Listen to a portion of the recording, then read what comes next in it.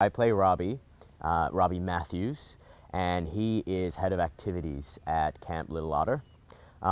He's kind of a sporty kind of guy, which is why he likes all the activity stuff, but he's described as being a high achiever. So the way I like to think of him is that if he's going to do anything, he's going to do it well. So that means that he's a thinker. He's not your stereotypical like jock, you know. He's not going to be the kind of guy that's, you know, just does the sports and is a bit of a meathead. Like he kind of overthinks, and maybe overthinks a little bit too much about every scenario, which is a lot like me. The directors we're working with are always telling me that I'm overthinking things, so I think maybe that's just a bit of my character. I'm just that method. But no, he's actually a really good guy.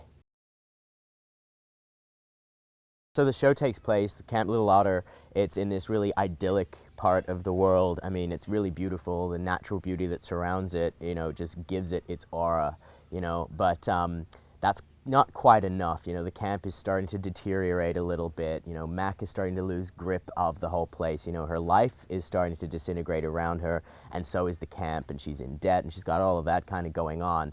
And as much as we're energetic and we're trying to make this camp, you know, a lot of fun for people, in today's day and age where people are so used to, you know, all the mod cons, you know, is that going to be enough anymore?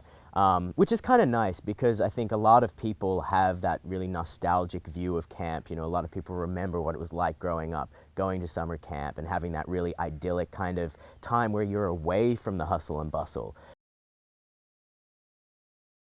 Robbie being the head of activities, he has a lot to do with pretty much everybody, you know, from the older counselors to, you know, Mac, who runs the place because he's, you know, directly answerable to her. He's really good friends with Cole, who's been there for years and years and years.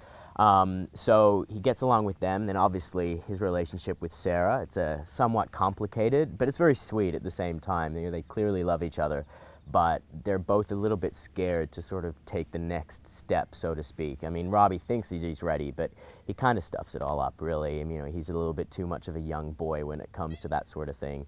So he's kind of got that going on. And then with the younger guys, because he's always doing the activities and stuff, he can be around with them all the time. And he's sort of like a big brother to Buzz as well. You don't see too much of them interacting, but that's there. It's in the background. You know, I think he cares for this kid because Robbie's been going to this camp since he was 10.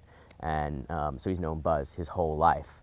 And I think Buzz looks up to Robbie in the way that Robbie looks up to Cole. So that's kind of like a nice sort of three brothers kind of thing. So I guess I'm the middle child, and that's why I'm not so confident with the ladies, maybe. Middle child syndrome.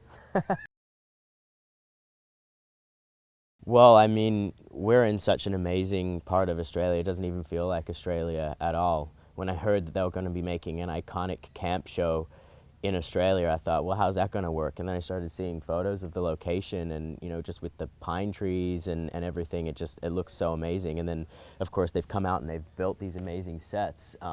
Like, everything is practical here. You know, we're not shooting on any sound stages. We're actually here. So when we're filming a scene, we're actually at camp. We're not imagining anything. You know, everywhere you look, there's a hut, or there's Mac's cabin, or there's the dining hall, or there's the jetty running out. And, you know, we have all these extras who have so much energy, and I have no idea where they get their energy from. And they're doing dive bombs into the water, or they're playing basketball. So we're just here, you know, the acting required is very minimum because we're just experiencing it.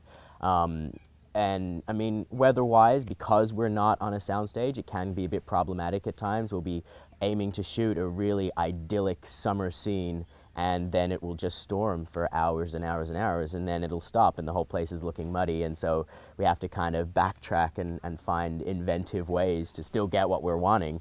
But, you know, that's all what filmmaking and television is about. It's problem solving. And I think at the end, you know, we're getting some pretty amazing stuff, and everyone's having a really great time, which is awesome because we're wanting the show to be fun and energetic. Absolutely, and I mean, just to then be in a scene with someone of the caliber of Rachel Griffiths as well. The first time I actually shot a scene with her, we didn't have too much interaction. She shoots one line at me, and I just had this moment in one of the takes. I was like, I'm making eye contact with Rachel Griffiths right now. I'm like, this is real. This is actually happening. I just thought, pinch me. I must be dead because, you know, it was a beautiful day. I was in the water and Rachel Griffiths is talking to me. I just thought, no, this can't be real. But no, it's amazing. And it's just a really fun, vibrant show.